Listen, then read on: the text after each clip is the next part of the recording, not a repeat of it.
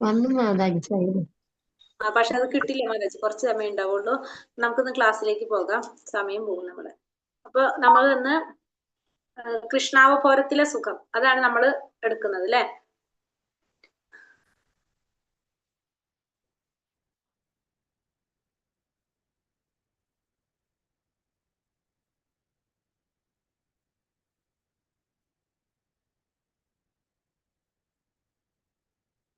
മൂന്ന് തരത്തിലുള്ള സുഖം നമ്മൾ പറഞ്ഞു, ഇവിടെ നൊട്ടെടുക്കാനുള്ള നമ്മള് കൃഷ്ണാവതാരത്തിലെ സുഖം. അപ്പൊ മൂന്ന് സുഖം നമ്മൾ പറഞ്ഞു. ഭൗതികമായ ആനന്ദത്തിൽ നിന്നുണ്ടാകുന്നതും ബ്രഹ്മത്തിൽ നിന്നുള്ള ഐക്യത്തിൽ നിന്നുണ്ടാകുന്നതും കൃഷ്ണാവതാരത്തിൽ നിന്നും കിട്ടുന്നതും. ഇനി അടുത്തത് ഇപ്പൊ ആ സുഖത്തിനെ കുറിച്ച് ആര് പറയുന്നതാണ്? തന്ത്രശാസ്ത്രത്തില് ശിവൻ പത്നിയായ സതീദേവിയോട് പറയുന്നതാണ്, പ്രിയേ, ഗോവിന്ദന്റെ പാദപത്മങ്ങളിൽ ആത്മസമർപ്പണം ചെയ്ത് പരിശുദ്ധമായ കൃഷ്ണാവബോധം നേടിയ ഒരാൾക്ക് അവ്യക്തിഗതവാദികൾ ആഗ്രഹിക്കുന്ന എല്ലാ പൂർണ്ണതകളും നൽകാം. അതിനു പുറമെ ശുദ്ധ ഭക്തന്മാർ അനുഭവിക്കുന്ന പരമാനന്ദവും അയാൾക്ക് ലഭിക്കും. ഇപ്പൊ ഇവിടെ എന്താ പറയുന്നത്? ഇവിടെ പറയുന്നത് തന്ത്രശാസ്ത്രത്തില് ശിവൻ പത്നിയായ സതീദേവിയോട് പറയുന്നതാണ്. അപ്പൊ ഗോവിന്ദന്റെ പാദപത്മങ്ങളിൽ സമർപ്പണം ചെയ്ത പരിശുദ്ധമായ കൃഷ്ണാവബോധം നേടിയ ഒരു വ്യക്തിക്ക്, അപ്പൊ ഭഗവാനെ ശരണം പ്രാപിച്ച ഒരു വ്യക്തിക്ക് അവ്യക്തിഗതവാദികൾ ആഗ്രഹിക്കുന്ന എല്ലാ പൂർണ്ണതകളും നൽകാനായിട്ട് സാധിക്കും. അതായത് എല്ലാ തരത്തിലുള്ള എന്താ പറയാ പൂർണ്ണത നേടാനായിട്ട് അവ്യക്തിഗതവാദികൾ ആഗ്രഹിക്കുന്ന എല്ലാ പൂർണ്ണതകളും നേടാൻ സാധിക്കും. മാത്രമല്ല ശുദ്ധ ഭക്തന്മാർ അനുഭവിക്കുന്ന പരമാനന്ദവും അയാൾക്ക് ലഭിക്കും. രണ്ടും ലഭിക്കും. പരമാനന്ദം ലഭിക്കും അയാൾക്ക്, പിന്നെന്താണ്, ഇപ്പൊ അവ്യക്തിഗതവാദികൾ ആഗ്രഹിക്കുന്ന പൂർണ്ണത നേടാനായിട്ട് സാധിക്കും. രണ്ടു മാർക്ക് കിട്ടും. ഭഗവാന്റെ പാദപത്മങ്ങളെ ആശ്രയിക്കുന്നവർക്ക്, ശരണം പ്രാപിക്കുന്നവർക്ക് കിട്ടും. ഇത് തന്ത്രശാസ്ത്രത്തില് മഹാദേവൻ സതീദേവിയോട് പറയുന്നതാണ്.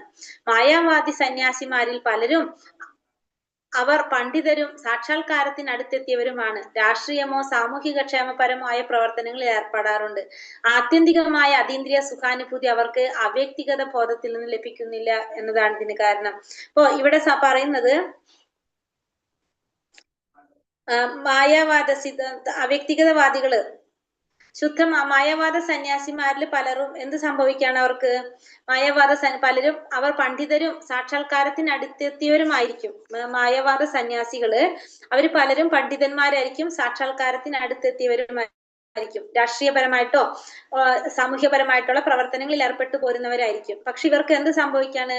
ഇവര് അതിന്റെ അടുത്തെത്തിയിട്ടും അവർക്ക് അവർക്ക് അവ്യക്തിഗത ബോധത്തിൽ ലഭിക്കുന്നില്ല. അതായത് ആത്യന്തികമായ അതീന്ദ്രിയ അനുഭൂതി അവർക്ക് ലഭിക്കുന്നില്ല. അതായത് അവര് ഒരിക്കലും എങ്ങനെ വരുന്നില്ല എന്ന് പറഞ്ഞ ഭൗതിക തലത്തിലേക്ക് ഇറങ്ങി വരുന്ന ധാരാളം സന്യാസികളുണ്ട്. അതായത് മായാവാദ സന്യാസികള് പണ്ഡിതന്മാരായിരിക്കും, സാക്ഷാത്കാരത്തിനടുത്തെത്തിയിട്ടും അവർക്ക് എന്ത് സംഭവിക്കാണ്?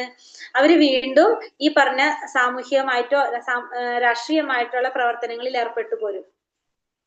എവിടെ എത്തിയിട്ടുമാണ്? അവര് സാക്ഷാത്കാരത്തിനടുത്തെത്തിയിട്ട് അതിൽ നിന്ന് അവര് മാറിപ്പോണുണ്ട്. സാമൂഹ്യമായിട്ടുള്ള രാഷ്ട്രീയമായിട്ടുള്ള പ്രവർത്തനങ്ങളിൽ ഏർപ്പെട്ടു പോരും. അതിന്റെ കാരണം എന്താണ് പറയുന്നത്? ആത്യന്തികമായ അതീന്ദ്രിയ സുഖാനുഭൂതി അവർക്ക് അവ്യക്തിഗത ബോധത്തിൽ നിന്ന് ലഭിക്കുന്നില്ല എന്നതിന് കാരണം. ഈ മായാവാദ സന്യാസിമാർ അല്ലെങ്കിൽ അവ്യക്തിഗതവാദികള് പണ്ഡിതന്മാര് അല്ലെങ്കിൽ സാക്ഷാത്കാരത്തിനടുത്തെത്തിയവരാണെങ്കിൽ പോലും അവരെന്ത് ചെയ്യും? രാഷ്ട്രീയമായിട്ടുള്ള അല്ലെങ്കിൽ സാമൂഹിക ക്ഷേമപരമായിട്ടുള്ള പ്രവർത്തനങ്ങളിൽ അവർ ഏർപ്പെട്ടു പോകും. എന്തുകൊണ്ടാണ് അത് സംഭവിക്കുന്നത്? അവർക്ക് അതീന്ദ്രിയമായ ഒരു അനുഭൂതി ലഭിക്കാത്തത് കൊണ്ട്. അവ്യക്തിഗതവാദികളായതുകൊണ്ട് ഭഗവാനെ ബ്രഹ്മരൂപത്തില് പ്രകാശ രൂപത്തിലാണ് ആരാധിക്കുന്നത്. അപ്പൊ അതുകൊണ്ട് തന്നെ അവർക്ക് എന്തില്ല? അവർക്ക് ഭഗവാനൊരു രൂപമില്ല, അവർക്ക് അതിനോടൊരു അട്രാക്ഷൻ തോന്നുന്നില്ല, ആ ഒരു ആനന്ദം അനുഭവിക്കാൻ അവർക്ക് സാധിക്കുന്നില്ല. അപ്പൊ അതുകൊണ്ട് അതിന്റെ സാക്ഷാത്കാരത്തിന്റെ അടുത്ത് എത്തിയാലും പോലും അവരെന്തിലേക്ക് പോകും? താഴേക്ക് വീണു പോകും. അതിന്റെ കാരണം അവർക്ക് ആത്യന്തികമായ അതീന്ദ്രിയമായ സുഖാനുഭൂതി അവർക്ക് ലഭിക്കാത്തത് കൊണ്ട്. അതുകൊണ്ട് അവർ ഭൗതിക വിധാനത്തിലേക്ക് ഇറങ്ങി വന്ന് ലൗകിക കാര്യങ്ങളുമായി ബന്ധപ്പെടാൻ ശ്രമിക്കുന്നു. അപ്പൊ അതുകൊണ്ട് അവർക്ക് എന്ത് സംഭവിക്കും? അവര് ഭൗതികമായ വിധാനത്തിലേക്ക് ഇറങ്ങി വന്ന് ലൗകികമായ കാര്യങ്ങളുമായിട്ട് ബന്ധപ്പെടാൻ അവർ ശ്രമിക്കുന്നു. കൃഷ്ണാവബോധത്തിലുള്ള ഒരു വ്യക്തി ഒരിക്കലും ഒരു തരത്തിലുള്ള ഭൗതിക താളത്തിലേക്ക് ഇറങ്ങി വരുന്നില്ല. അവർ എത്ര തന്നെ വശ്യമോ ആകർഷകമോ ആയാലും ഒരു ഭൗതിക പ്രവർത്തനവും ആത്മീയ പ്രവർത്തനോട് താരതമ്യപ്പെടുത്താവുന്നതല്ലെന്ന് അയാൾക്കറിയാം. പക്ഷെ നേരെ മറിച്ച് കൃഷ്ണാവബോധത്തിലുള്ള ഒരു വ്യക്തിയാണെങ്കിൽ ഒരിക്കലും എന്ത് സംഭവിക്കുന്നില്ല? ഒരു തരത്തിലുള്ള ഭൗതിക തലത്തിലേക്ക് ഇറങ്ങി വരേണ്ടതായിട്ട് ചെയ്യുന്നില്ല, ഇറങ്ങി വരുന്നില്ല. കാരണം അത് എത്ര തരത്തിലുള്ള വശ്യമായിട്ടുള്ള കാര്യമായാലും ആകർഷകമായിട്ടുള്ള കാര്യമായാലും ഒരു ഭൗതിക പ്രവർത്തനവും ആത്മീയ പ്രവർത്തനത്തിനോട് താരതമ്യപ്പെടുത്താവുന്നതല്ലെന്ന് ആർക്കറിയാം? കൃഷ്ണാവബോധത്തിലുള്ള വ്യക്തിക്കറിയാം. ഇവിടെ നമ്മൾ ഈ ഒരു പാരഗ്രാഫിൽ പറഞ്ഞത് എന്താണ്? മായാവാദികള് അല്ലെങ്കിൽ അവ്യക്തികവാദി സന്യാസികൾ അവർ പണ്ഡിതന്മാരായിരിക്കും, സാക്ഷാത്കാരത്തിന് അടുത്തെത്തിയവരായിരിക്കും. എന്നിട്ട് പോലും എന്തിൽ ഏർപ്പെട്ടു പോകും? രാഷ്ട്രീയമായിട്ടുള്ള അല്ലെങ്കിൽ സാമൂഹികരമായിട്ടുള്ള പ്രവർത്തനങ്ങളിൽ ഏർപ്പെട്ടു പോരും. കാരണം എന്തുകൊണ്ടാണ് സംഭവിക്കുന്നത്?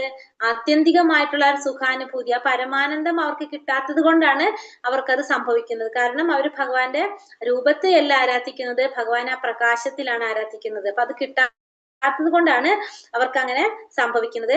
അവർ എന്ത് സംഭവിക്കാണ്? ഭൗതികമായ വിധാനത്തിലേക്ക് ഇറങ്ങി വന്ന് ലൗകിക കാര്യങ്ങളുമായിട്ട് ബന്ധപ്പെടാൻ അവര് ശ്രമിച്ചുകൊണ്ടിരിക്കും. അപ്പൊ കൃഷ്ണാവബോധത്തിലുള്ള വ്യക്തി ഒരിക്കലും ഒരു തരത്തിലുള്ള ഭൗതികമായിട്ടുള്ള തലത്തിലേക്ക് ഇറങ്ങി വരുന്നില്ല. അതെത്ര അവരെ ആകർഷിക്കുന്ന കാര്യമായാലും ആ ഒരു ഭൗതിക പ്രവർത്തനവും ആത്മീയ പ്രവർത്തനത്തിനോട് താരതമ്യപ്പെടുത്താനാവില്ലെന്ന് ആർക്കറിയാം? ഈ കൃഷ്ണാവബോധത്തിലുള്ള വ്യക്തിക്ക് അറിയാനായിട്ട് സാധിക്കും. യഥാർത്ഥ യോഗിക്ക് നേടാവുന്ന സിദ്ധികൾ 8 എണ്ണമാണ്. ഇനി 8 സിദ്ധികളെ കുറിച്ചാണ് നമ്മൾ പഠിക്കുന്നത്. ഇതൊക്കെ ഇതിൽ വരുന്നതാണ് ഈ 3ാമത്തെ പോയിന്റ് അല്ലെ, അതായത് കൃഷ്ണാവബോധത്തിലുള്ള സുഖം. 3ാമത്തെ പോയിന്റില് വരുന്നതാണ് കൃഷ്ണാവബോധ ക്ലേശാക്തി ശുഭത മോക്ഷ ലഘുക്ത കൃത അല്ലെ, 3ാമത്തെ പോയിന്റ്. അതിൽ വരുന്നതാണ് ഈ പോയിന്റ്. അത് ഇപ്പൊ എന്താ പറയേണ്ടത്? യഥാർത്ഥ യോഗിക്ക് നേടാവുന്ന സിദ്ധികൾ അത് 8 എണ്ണമാണ് പറയുന്നത്. 1ാമത്തെ സിദ്ധിയാണ് അണിമ. 1ാമത്തെ സിദ്ധി അണിമ. ആദ്യത്തേത് ഒരു കല്ലിനുള്ളിൽ പോലും കടക്കാൻ പാകത്തിൽ ഏറ്റവും സൂക്ഷ്മരൂപം കൊള്ളാനാകുക എന്നതാണ് ഈ സിദ്ധിയുടെ സവിശേഷത. അപ്പൊ എന്താണ്? ഒരു കല്ലിനുള്ളിൽ പോലും കടക്കാൻ പാകത്തില് സൂക്ഷ്മരൂപം കൈക്കൊള്ളുക, അതാണ് അണിമ എന്ന് പറയുന്നത്. ഞാനിതിൽ ഇപ്പൊ പറഞ്ഞുതരാം, ഇത് കഴിഞ്ഞിട്ട് ഇതും വായിച്ചിട്ട് പറഞ്ഞുതരാം. ആധുനിക ശാസ്ത്രവും ഈ നേട്ടം കല്ലിനുള്ളിൽ കടക്കുക എന്നത് കൈവരിച്ചിട്ടുണ്ട്. പർവ്വതങ്ങൾ തുറന്ന് എത്രയോ ഗുഹാമാർഗങ്ങൾ ആധുനിക സാങ്കേതിക വിദ്യയുടെ ഫലമായി നമുക്ക് കിട്ടിയിട്ടുണ്ട്. അതുപോലെ തന്നെയാണ് മറ്റ് യോഗ സിദ്ധികളുടെയും കഥ. അതുകൊണ്ട് അവയ്ക്കൊക്കെ ഭൗതിക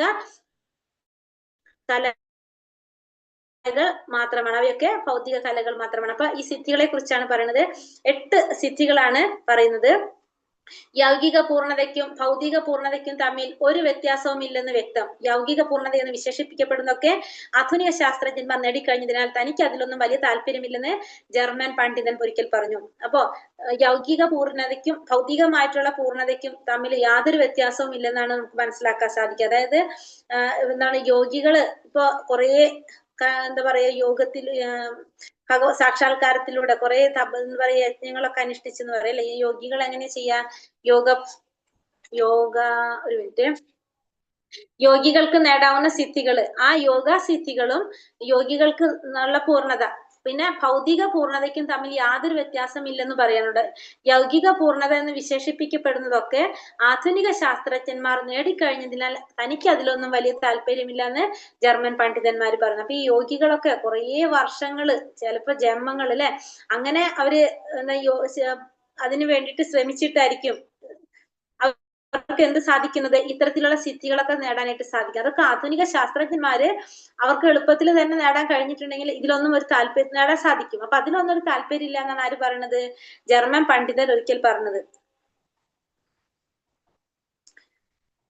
ഒടുവിൽ അയാൾ ബുദ്ധിപൂർവ്വം ഒരു കാര്യം ചെയ്തു. അയാൾ ഭാരതത്തിലെത്തി ഭക്തിയോഗയിലൂടെ, അതായത് ഭക്തിയുടെ സേവനത്തിലൂടെ ഭഗവാനുമായുള്ള ശാശ്വത ബന്ധം പുനഃസ്ഥാപിക്കുന്നത് എങ്ങനെയെന്ന് പഠിക്കുകയാണ് ലക്ഷ്യം. അപ്പൊ അയാൾക്ക് മനസ്സിലായി ഇതുകൊണ്ടൊന്നും ഒരു കാര്യമില്ല. കാരണം ഇത്രയും നാള് നമ്മൾ ഈ യോഗ സിദ്ധികളൊക്കെ വേണ്ടിയിട്ടൊക്കെ നമ്മൾ കുറെ തപസ് ചെയ്ത് നമ്മൾ കഷ്ടപ്പെട്ട് അത് ചെയ്ത് കഴിയുന്നതൊക്കെ ആധുനിക ശാസ്ത്രജ്ഞന്മാർക്ക് പെട്ടെന്ന് തന്നെ നേടാൻ സാധിക്കും. ഇതും അതും തമ്മിൽ വലിയ വ്യത്യാസം ഇല്ല അല്ലെ.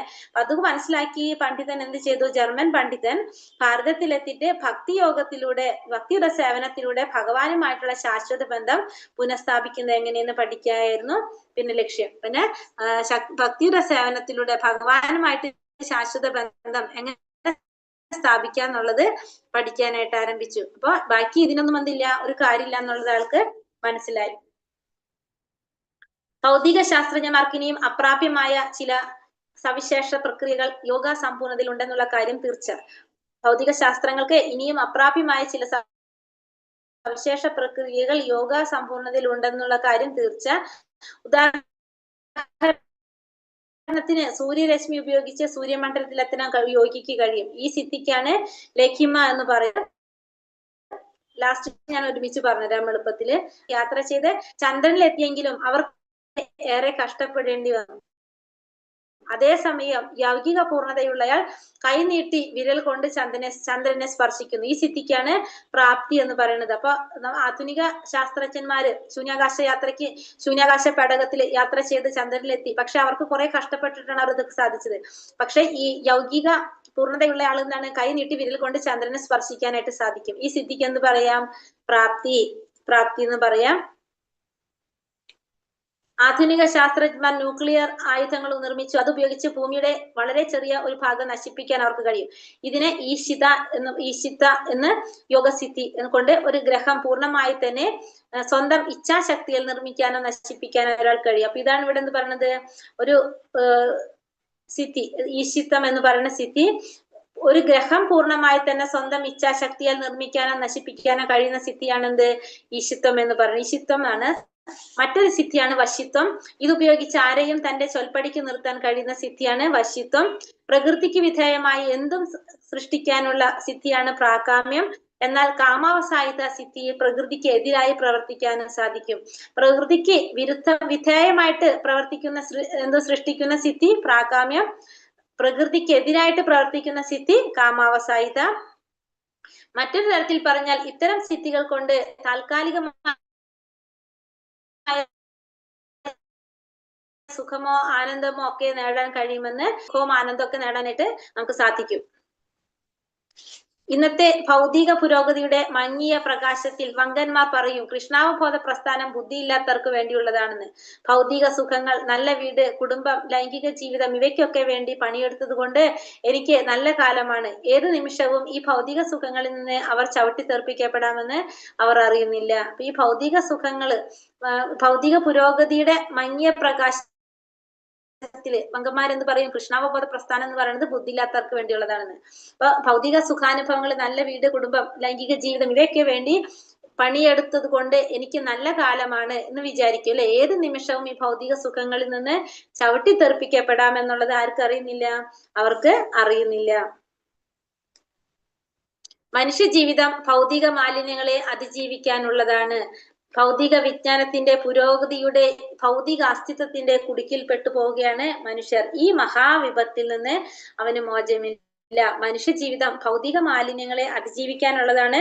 എന്ത്? മനുഷ്യ ജീവിതം എന്ന് പറയുന്നത് സാക്ഷാത്കാരത്തിനുള്ളതാണ്. ഭൗതികമായ മാലിന്യങ്ങളെ അതിജീവിക്കാനുള്ളതാണ് മനുഷ്യ ജീവിതം. ഭൗതിക വിജ്ഞാനത്തിന്റെ പുരോഗതിയോടെ ഭൗതിക അസ്തിത്വത്തിന്റെ കുടുക്കിൽപ്പെട്ടു പോവുകയാണ് എന്ത്? മനുഷ്യർ. ഈ ഭൗതികമായിട്ടുള്ള പുരോഗതി എന്ന് പറയുന്നത് അല്ലെ, അപ്പൊ വിജ്ഞാനത്തിന്റെ പുരോഗതിയോടെ ഭൗതികമായ അസ്തിത്വത്തിന്റെ കുടുക്കിൽ പെട്ടു പോവുകയാണ് എല്ലാ മനുഷ്യരും. ഈ മഹാവിപത്തിൽ നിന്ന് ഒരിക്കലും ആർക്കും മോചനം കിട്ടുന്നില്ല. ഒരു മനുഷ്യന് മോചനം കിട്ടുന്നില്ല.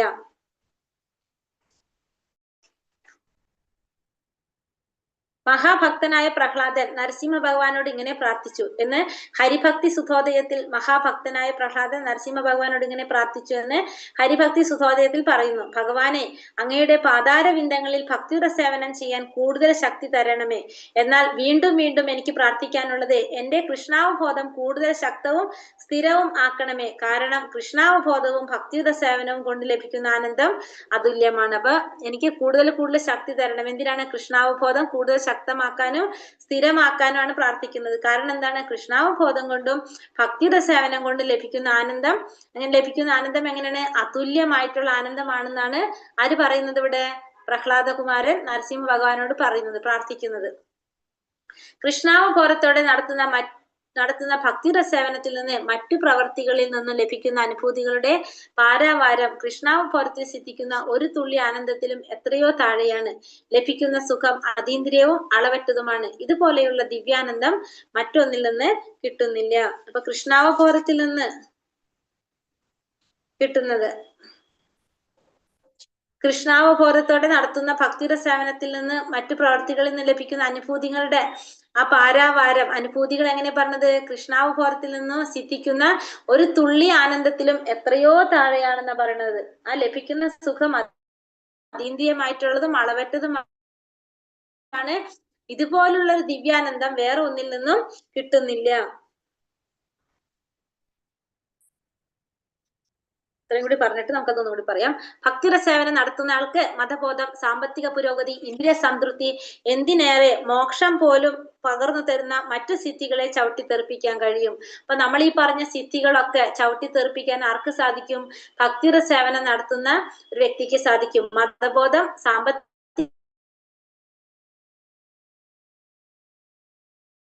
പുരോഗതി, ഇന്ദ്രിയ സംതൃപ്തി, എന്തിനേറെ ഇപ്രകാരം പറയുന്നു: ഭക്തിയുടെ സേവനത്തിൽ അല്പമെങ്കിലും പുരോഗതി കൈവരിച്ച ആൾ മതാനുശാസനകളിൽ നിന്നോ സാമ്പത്തിക പുരോഗതിയിൽ നിന്നോ ഐന്ദ്രിയ സംതൃപ്തനത്തിൽ നിന്നോ 5 തരം മുക്തികളിൽ നിന്നോ ലഭിക്കുന്ന സുഖം പോലും ആഗ്രഹിക്കുന്നില്ല.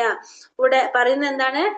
നാരദ പഞ്ചരാത്രത്തിൽ പറയുന്നത് ഭക്തിയുടെ സേവനത്തിൽ അല്പമെങ്കിലും പുരോഗതി കൈവരിച്ച ഒരു വ്യക്തി മതാനുശാസനങ്ങളിൽ നിന്നോ സാമ്പത്തിക പുരോഗതിയിൽ നിന്നോ ഇന്ദ്രിയ സംതൃപ്തനത്തിൽ നിന്നോ 5 തരം മുക്തികളിൽ നിന്ന് ലഭിക്കുന്ന ഒരു സുഖം പോലും ആരാഗ്രഹിക്കുന്നില്ല? ഈ ഭക്തിയുടെ സേവനത്തിൽ പുരോഗമിച്ച വ്യക്തി ആഗ്രഹിക്കുന്നില്ല. ഭക്തിയുടെ സേവനം ചെയ്യാൻ ആഗ്രഹമുള്ള വ്യക്തി അതിൽ കൂടുതലൊന്നും ആഗ്രഹിക്കുന്നില്ല എന്ന് പറയാണ്. അടുത്തത് 4ാമത്തെ പോയിന്റ് സുദുർലഭയാണ് ഇവിടെ തുടങ്ങുന്നത്. ഹരേ കൃഷ്ണ. അപ്പൊ നമുക്ക് ഇത് ഒന്നും കൂടി പറഞ്ഞിട്ട് തുടങ്ങാം.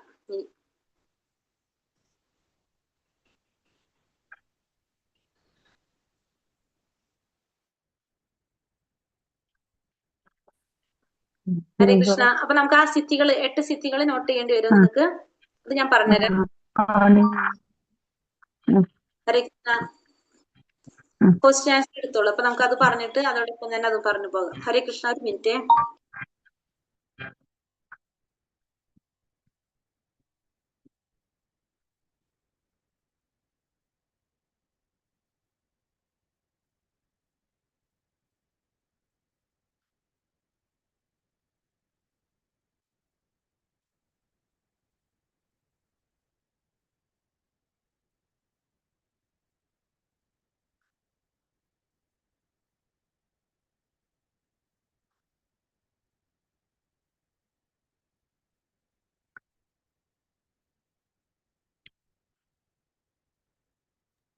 ഹരേ കൃഷ്ണ. ക്വസ്റ്റ്യൻ എടുത്തോ?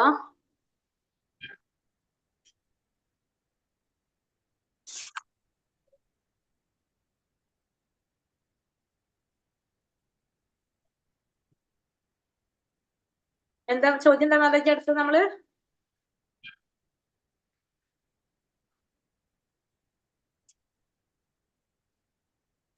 7 വരെ പറഞ്ഞു. ഏതുവരെ പറഞ്ഞിട്ട്? പാപകർമ്മങ്ങൾ കൊണ്ടുണ്ടാകുന്ന 4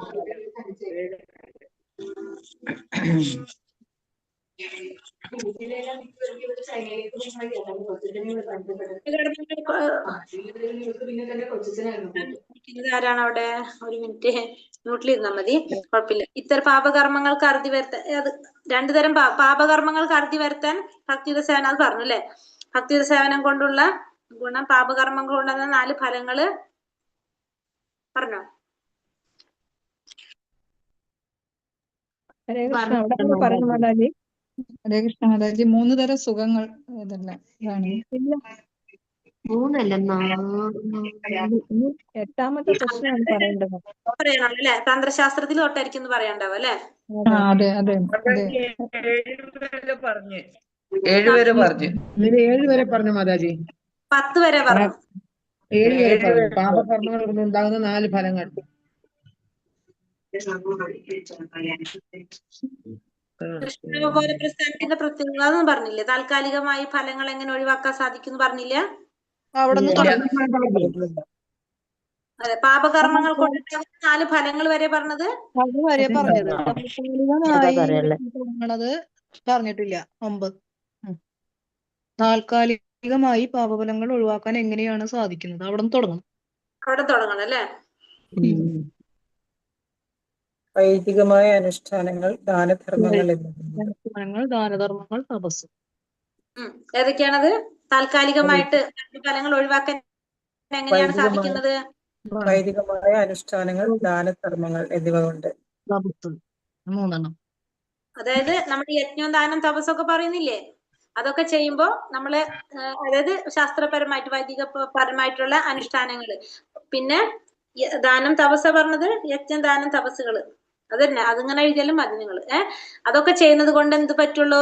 താൽക്കാലികമായിട്ടാണ് നമ്മളെ മാറുന്നത്, താൽക്കാലികമായിട്ട് പാപഫലങ്ങൾ ഒഴിവാക്കാൻ സാധിക്കുന്നതാണ് ഇതൊക്കെ.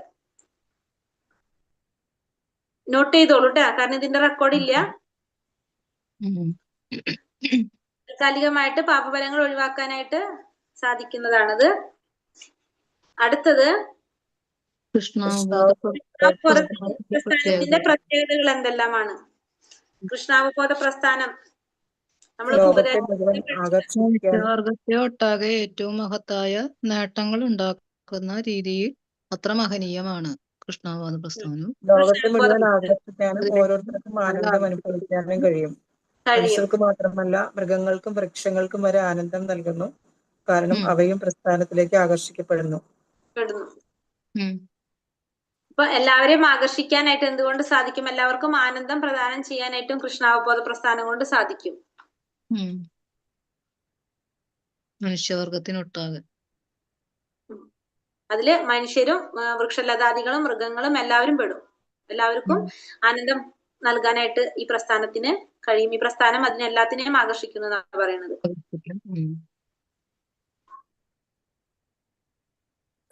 അടുത്തത് 3 തരം സുഖങ്ങൾ.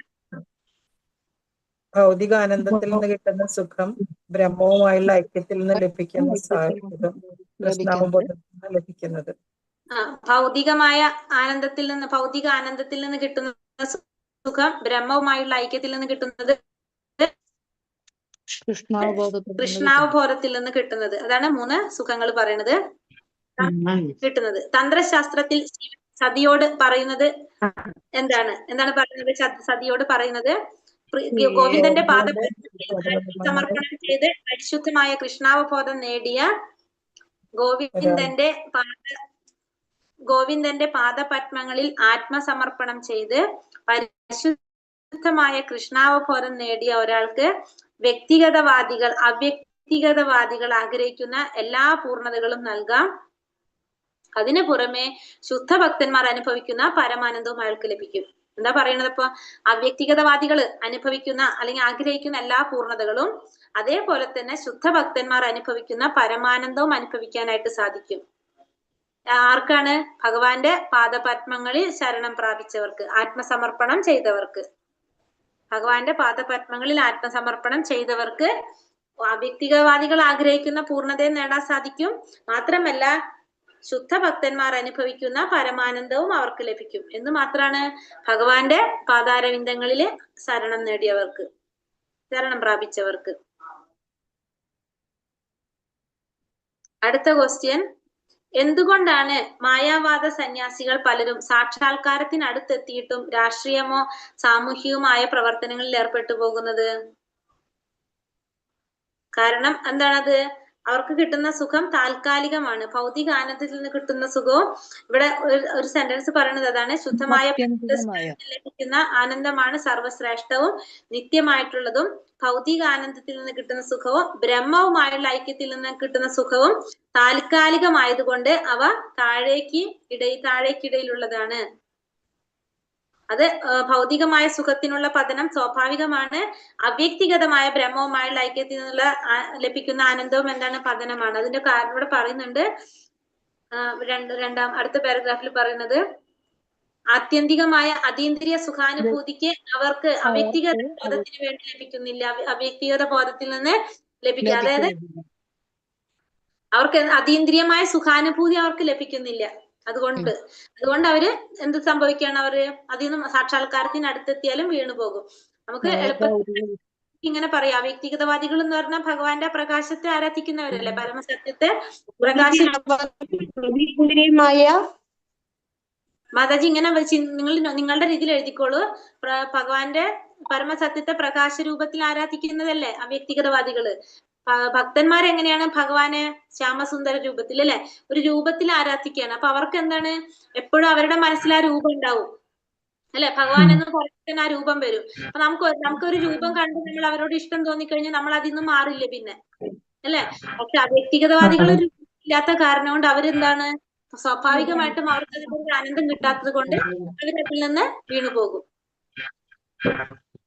ആത്യന്തികമായ അതീന്ദ്രിയ സുഖാനുഭൂതി അവർക്ക് കിട്ടുന്നില്ല. കിട്ടുന്നില്ല. ഇപ്പൊ നമ്മള് ഇത്ര ആലോചിച്ചാൽ മതി. നമ്മളെ ക്ലാസ്സിൽ എല്ലാവരും വീഡിയോ ഓൺ ആക്കിയിട്ട് ക്ലാസ് അറ്റൻഡ് ചെയ്യുമ്പോൾ തമ്മിൽ എല്ലാവർക്കും തമ്മിലൊരു കണക്ഷനും വരും. നമ്മള് അല്ലെ എല്ലാവരും തമ്മിലൊരു അടുപ്പവും വരും. ഞാൻ ക്ലാസ്സിൽ കയറുമ്പോൾ ചോദിക്കില്ല, നിങ്ങൾ തന്നെ ചോദിക്കാറുണ്ട്, മാതാജി സുഖാണ്. എന്തുകൊണ്ടാ ചോദിക്കുന്നത്? നമ്മളെന്നും കാണാണ്. അപ്പൊ നമ്മൾ തമ്മിലൊരു അടുപ്പം വന്നു. നേരെ മറിച്ച് എല്ലാവരും വീഡിയോ ഓഫ് ചെയ്തിരിക്കുകയാണെങ്കിലോ, 1 മണിക്കൂർ നിങ്ങളൊരു ക്ലാസ്സിൽ ഇരുത്തിയാൽ ആരും ഒന്നും മിണ്ടില്ല. കാരണം ആരും തമ്മിലൊരു ബന്ധവും ഇല്ല അല്ലെ. അത് തന്നെയാണ് അവ്യക്തിഗതവാദികളും അവ്യക്തിഗതമായ ഭഗവാന്റെ ബ്രഹ്മത്തെ ആരാധിക്കുന്നവരും പിന്നെ എന്താണ് ഭഗവാന്റെ ഭക്തന്മാരും തമ്മിലുള്ള വ്യത്യാസം. ഭക്തന്മാര് ഭഗവാനെ രൂപത്തിൽ ആരാധിക്കുന്നത് കൊണ്ട് ഭക്തന്മാർക്ക് ഭഗവാനോട് ഇഷ്ടം കൂടും. അവ്യക്തിഗതവാദികൾ ഭഗവാനെ രൂപം ഇല്ല, കാരണം അവർ കാണുന്നില്ലാത്തത് കൊണ്ട് അവർക്ക് അതിലൊരു അറ്റാച്ച്മെന്റ് ഉണ്ടാവുന്നില്ല. മനസ്സിലായോ? അവരവിടെ ചെന്ന് എന്ത് ചെയ്യാൻ, അവർക്ക് ബോറടിക്കാൻ അവിടെ ചെല്ലുമ്പോ. മനസ്സിലായില്ലേ ഇപ്പൊ കാര്യം എന്താന്നുള്ളത്? നമ്മളെ പറ്റി ആലോചിച്ചാൽ മതി. നമ്മളെ ക്ലാസ്സിൽ വീഡിയോ ഓഫ് ചെയ്തിട്ടിരിക്കുക എല്ലാവരും. 1 മാസം നിങ്ങൾ 1 മണിക്കൂർ ഇരുത്തിയാലും നിങ്ങൾ അങ്ങനെ തന്നെ ഇരിക്കും. വീഡിയോ ഓഫ് ചെയ്തിട്ടിരിക്കുകയാണെങ്കിൽ നമ്മൾ അല്ലെ. പക്ഷെ വീഡിയോ ഓൺ ആക്കിയിരുന്നാലോ 1 മാസം പോട്ടെ, ഇങ്ങനെ ഡെയിലി ഇരുന്നിട്ട് ഒരു മാസം കൂടി തരാൻ പറയും വർത്താനം പറയാനായിട്ട്. കാരണം നമ്മൾ തമ്മിൽ അടുപ്പം വന്നു. അത് ഓൺ ആക്കിയിരിക്കുന്നത് കൊണ്ടുള്ള വ്യത്യാസം. കറക്റ്റ് ആയിട്ട് കിട്ടിയല്ലോ എല്ലാവർക്കും പോയിന്റ്? അതാണ്. എനിക്ക് നെറ്റ് പ്രോബ്ലം ഉള്ളതുകൊണ്ടാണ് ഞാൻ ഓൺ ആക്കാഞ്ഞത് വീഡിയോ. മാതാജി വീഡിയോ ഓൺ ആക്കുന്ന കാര്യമല്ല, ഉദാഹരണം പറഞ്ഞത് മാതാജി.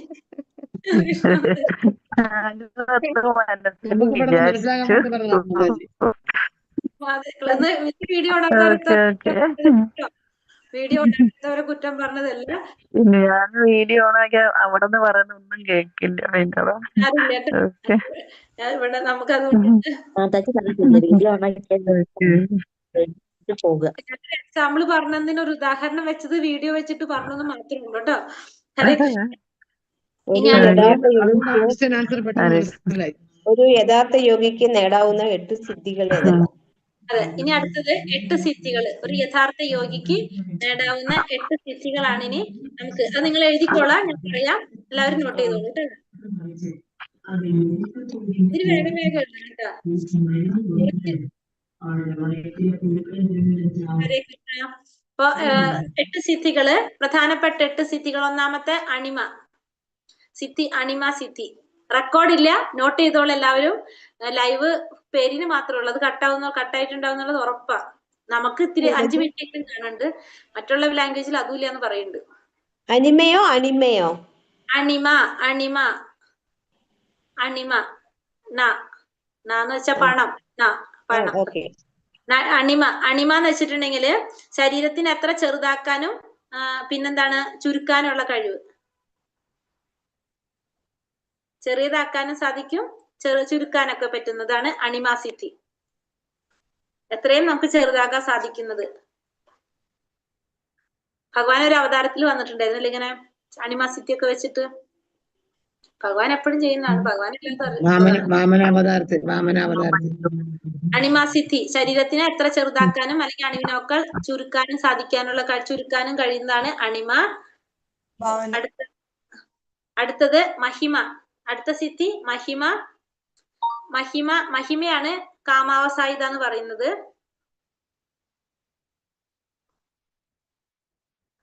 മഹിമയാണ് കാമാവസായിത എന്നാണ് നമ്മളെ ബുക്കിൽ കൊടുത്തിട്ടുണ്ട്. അതായത് ശരീരം എത്ര വലുതാക്കാനും വികസിപ്പിക്കാനുള്ള കഴിവ്. എത്രത്തോളം പ്രപഞ്ചത്തോളം വലുതാക്കാനായിട്ട് സാധിക്കുന്ന കഴിവാണ് മഹിമ. എത്ര വലുതാക്കാനും വികസിപ്പിക്കാനുള്ള കഴിവാണ് മഹിമ.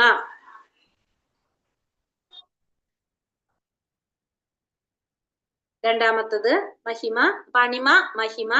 അടുത്തത് ഗരിമ. രാട്ടോ ഗരിമ. GARIMA ഗരിമ. ഗരിമ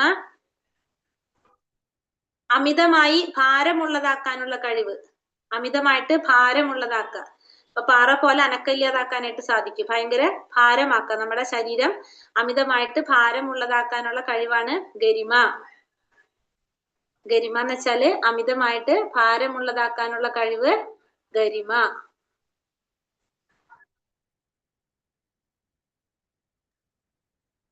അടുത്തത് ലഖിമ.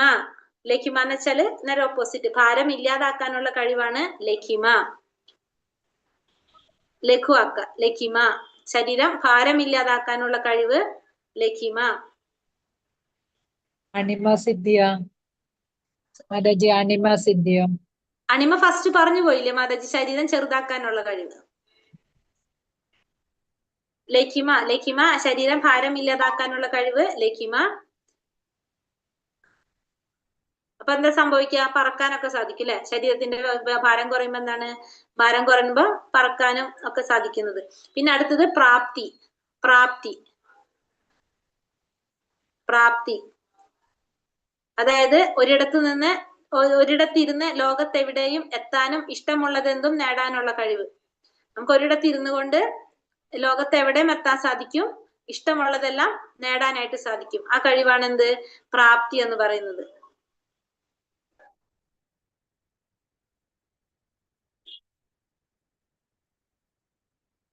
അടുത്തത് പ്രാപ്തി എഴുതിയോ?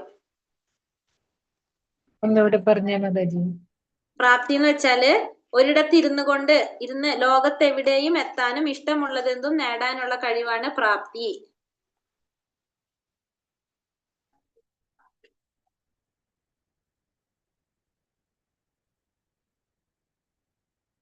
അതായത് ഇപ്പൊ നമുക്ക് ഇവിടെ ഇരുന്നിട്ട് ചന്ദ്രനെ പിടിക്കാനായിട്ട് നമ്മൾ വിചാരിച്ച നമുക്ക് നാളെ സാധിക്കും. അതൊക്കെ എന്താണ്? പ്രാപ്തിയിലാണ് വരുന്നത്. ഇനി അടുത്തത് പ്രാകാമ്യം. അടുത്തത് പ്രാകാമ്യം. എന്തും ആഗ്രഹിക്കാനും അത് പ്രാവർത്തികമാക്കാനുള്ള കഴിവാണെന്ത്? പ്രാകാമ്യം. നമുക്ക് എന്തും ആഗ്രഹിക്കാനും അത് പ്രാവർത്തികമാക്കാനുമുള്ള കഴിവ് പ്രാകാമ്യം. അതായത് ഇപ്പൊ നമുക്ക് ആയുസ് വർദ്ധിപ്പിക്കണം എന്ന് ആഗ്രഹിക്കുകയാണെങ്കിൽ നമുക്ക് അതൊക്കെ സാധിക്കും. അതാണ് എന്ത്? പ്രാകാമ്യം എന്ന് പറയുന്നത്.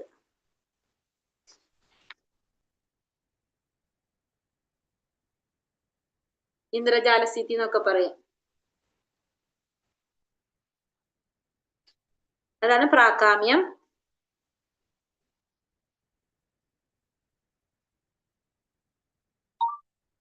ഇപ്പൊ ജലത്തിൽ ജീവിക്കുക, ഇന്ദ്രജാലം കാണിക്കുക, അതായത് വെള്ളത്തിൽ ജീവിക്കുക, മറ്റുള്ള ശരീരങ്ങളിലൊക്കെ പ്രവേശിക്കുക, അതൊക്കെ സാധിക്കുന്നതാണ്. ഇച്ഛാശക്തി കൊണ്ട് സാധിപ്പിക്കുന്നതാണ് അതൊക്കെ. അതാണ് എന്ത് പറഞ്ഞത്? പ്രാകാമ്യം എന്ന് പറയുന്നത്. ഇനി അടുത്തത് ഈശിത്വം. ഈശിത്വം, ഈശ്വരന്റെ ഈശിത്വം. അതായത് എല്ലാത്തിന്റെ മേലും ആധിപത്യം നേടാനായിട്ട് സാധിക്കുന്നത് ഈശിത്വം. ഈശ്വരന്റെ ഈശിത്വം.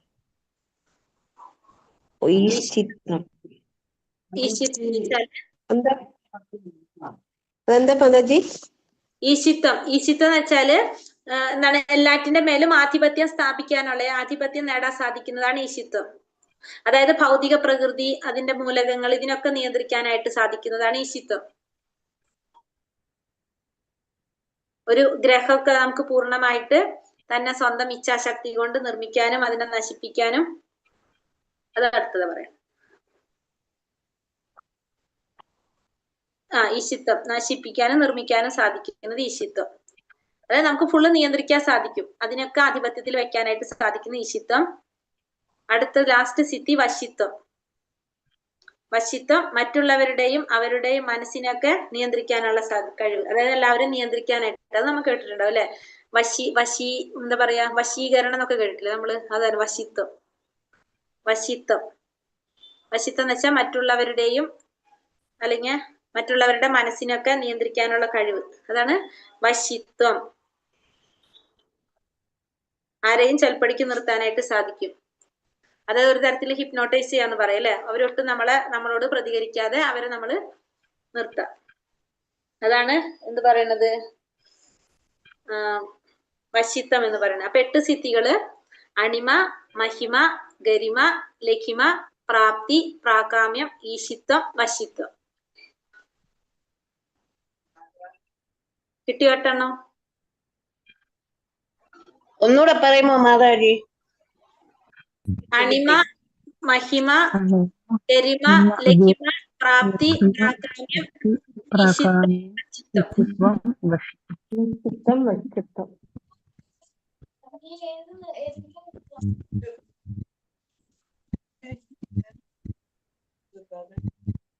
ഇനി അടുത്ത ചോദ്യം നമ്മൾ എടുത്തിട്ടുണ്ടല്ലോ. ഭക്തിയുടെ സേവനം നടത്തുന്ന ആൾക്ക് എന്തെല്ലാം ചവിട്ടിത്തെറിപ്പിക്കാൻ സാധിക്കും? ഇന്ദ്രിയ സംതൃപ്തി പറഞ്ഞില്ലേ നമ്മള്? മതബോധം, സാമ്പത്തിക പുരോഗതി, ഇന്ദ്രിയ സംതൃപ്തി, മോക്ഷം പോലും തരുന്ന സിദ്ധികളെ ചവിട്ടിത്തെറിപ്പിക്കാൻ സാധിക്കും. അതായത് മതബോധം, സാമ്പത്തിക പുരോഗതി, ഇന്ദ്രിയ സംതൃപ്തി, മോക്ഷം പോലും പകർന്നു തരുന്ന സിദ്ധികളെയും ചവിട്ടിത്തെറിപ്പിക്കാനായിട്ട് സാധിക്കും. എന്തുകൊണ്ട്? ഭക്തിയുടെ സേവനം ചെയ്യുന്ന ഒരു വ്യക്തിക്ക്. ഭക്തിയുടെ സേവനം ചെയ്തു കഴിഞ്ഞാൽ മതബോധം, സാമ്പത്തിക പുരോഗതി, ഇന്ദ്രിയ സംതൃപ്തി, എന്തിനേറെ മോക്ഷം പോലും പകർന്നു തരുന്ന ചവിട്ടി തെറിപ്പിക്കാനായിട്ട് ഭക്തിയുടെ സേവനം ചെയ്യുന്ന ഒരു വ്യക്തിക്ക് സാധിക്കും. അടുത്തത് ഞാൻ പറഞ്ഞു തന്നിട്ടില്ല, കൊലവേര ശ്രീധരന്റെ കഥയാണെന്ന് ഞാൻ നാളെ പറഞ്ഞുതരാം. ക്വസ്റ്റ്യൻ ആൻസർ മുഴുവനാക്കാൻ പറ്റില്ലല്ലോ. മാതാജി ഒന്നും കൂടെ പറയാം. മതബോധം, ഇന്ദ്രിയ സംതൃപ്തി, സാമ്പത്തിക പുരോഗതി, പിന്നെ മോക്ഷം പകർന്നു തരുന്ന മറ്റുള്ള സിദ്ധികളും. ഈ പറഞ്ഞ സിദ്ധികളൊക്കെ ചവിട്ടി തെറിപ്പിക്കാനായിട്ട് ഭക്തിയുടെ സേവനം കൊണ്ട് സാധിക്കും.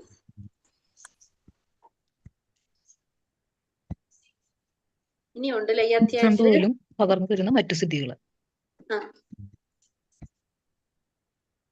ഹരേ കൃഷ്ണ. അപ്പൊ ഇതുവരെ എടുത്തത് മനസ്സിലായോ?